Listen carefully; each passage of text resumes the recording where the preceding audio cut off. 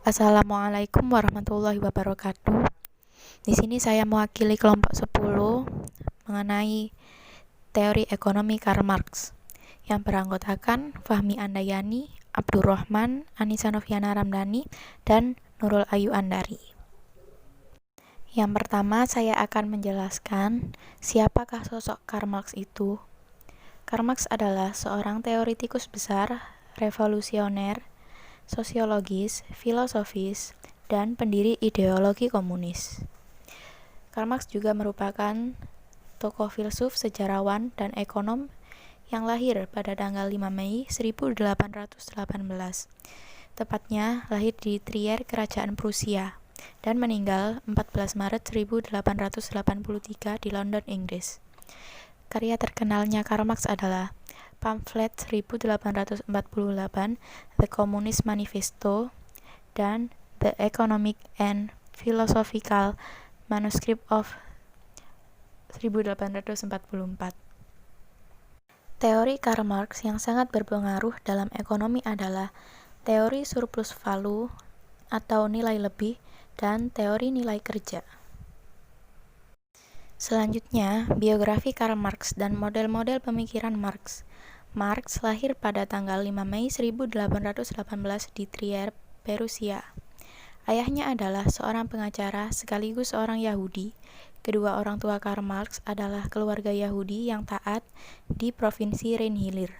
Oleh karena itu, keluarga Karl Marx disebut sebagai Robbi. Namun, atas beberapa alasan, ayah Karl Marx berpindah agama ke Lutheranisme. Beranjak dewasa setelah Marx menyelesaikan masa studi filsafatnya tahun 1841 di Berlin, dari sinilah karir dan model-model pemikiran Marx muncul.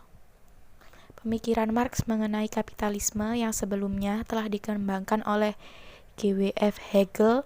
Marx mengatakan bahwa sejarah berproses melalui rangkaian situasi, di mana ide yang diterima akan eksis, tesis, namun segera akan berkontradiksi dengan obsesinya, antitesis, yang kemudian muncullah antitesis.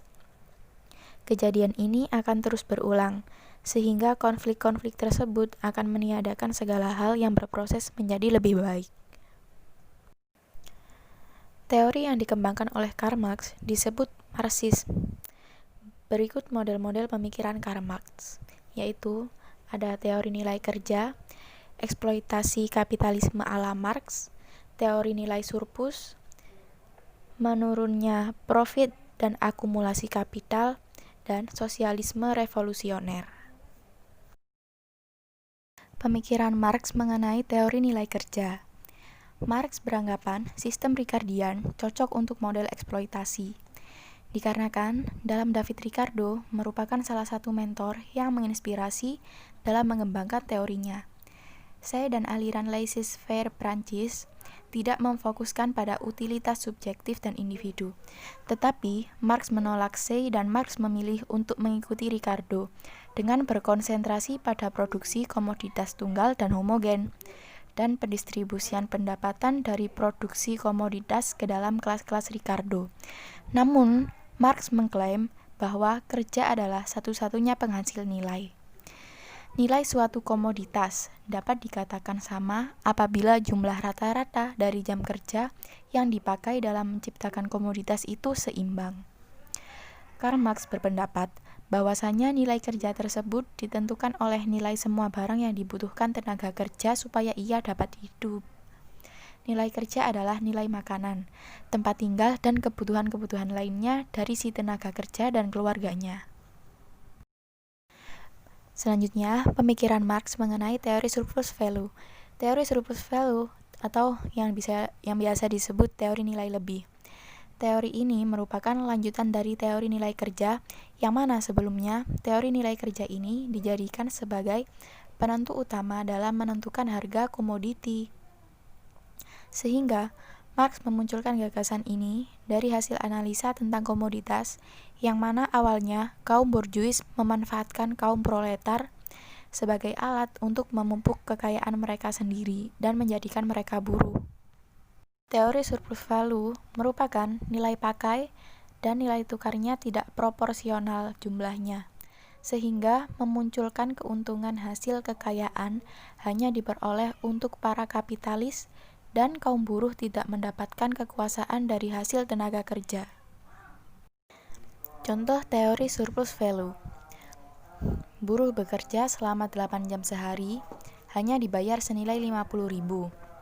Namun, dalam 4 jam saja sebenarnya ia telah menghasilkan produksi senilai 50.000, sehingga seharusnya ia mendapatkan gaji honor 100.000 selama 8 jam sehari.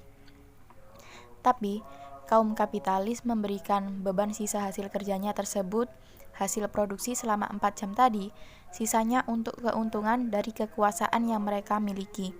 Karena buruh tidak berkuasa untuk memberhentikan diri bekerja hanya selama 4 jam sehari. Hal inilah yang menjadikan kaum proletar atau kaum kapitalis dapat dengan mudahnya menimbun harta kekayaan dari hasil eksploitasi terhadap kaum buruh.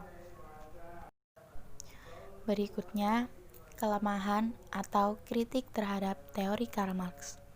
Kelemahan Karl Marx bukannya karena ia memandang pekerjaan sebagai tindakan dasar manusia, melainkan karena ia menganggap sebagai satu-satunya.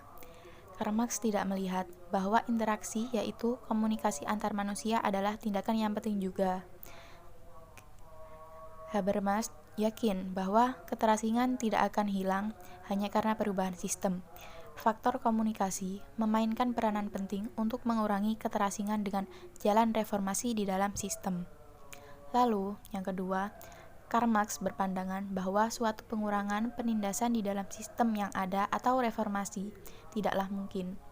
Baginya, penindasan hanya dapat dipatahkan dengan sebuah revolusi. Selanjutnya, yaitu bahwa buruh-buruh di beberapa negara kapitalis dapat memperjuangkan kemajuan mereka tanpa melalui suatu revolusi. Di sini, Karl Marx tidak bisa melihat kemungkinan ini karena ia berpendapat bahwa kepentingan-kepentingan kelas atas dan kelas yang tertindas tidak akan pernah dapat diperdamaikan.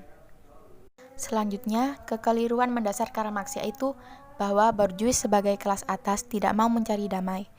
Pada kenyataannya, kelas atas menyadari kerugian kalau ada revolusi. Oleh sebab itu, mereka bersedia untuk mengurangi penghisapan, memperbaiki syarat-syarat kerja, membagi kekuasaan politik dengan kaum buruh, dan bahkan memberi hak kepada kaum buruh untuk ikut menentukan kebijakan perusahaan. Selanjutnya, kelemahan atau kritik dari Karl Marx yaitu dalam teori surplus atau nilai lebih. Untuk meramalkan harga dengan menggunakan teori Marx ini sangat sulit karena teorinya berbelit-belit dan kusut. Selanjutnya, Marx hanya menggambarkan secara sepintas dan sepotong-potong akan kondisi masyarakat yang akan menggantikan masyarakat kapitalisme, yang unsur-unsurnya juga diambil dari masyarakat kuno. Selanjutnya, pandangan Marx tentang pembagian pekerjaan tidak realistis jika dihadapkan dengan kondisi masyarakat industri sekarang.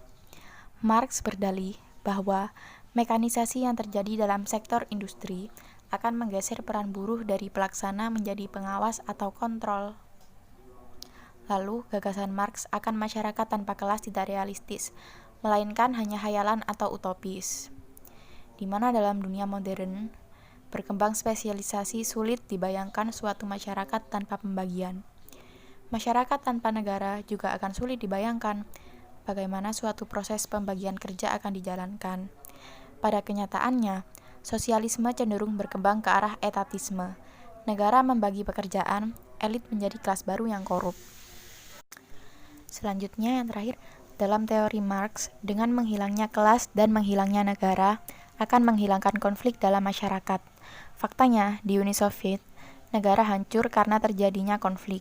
Dampak dari pemikiran Marx ini adalah terjadinya perubahan di kalangan kapitalis liberal yang mulai memikirkan nasib buruh dengan memberikan perlindungan-perlindungan dan memberi peran kepada negara untuk mengatur buruh. Selain itu, negara-negara kapitalis liberal juga menerapkan progressive taxation dan memberikan suatu jaminan sosial atau social security. Cukup sekian dari kelompok 10. Saya mengucapkan terima kasih.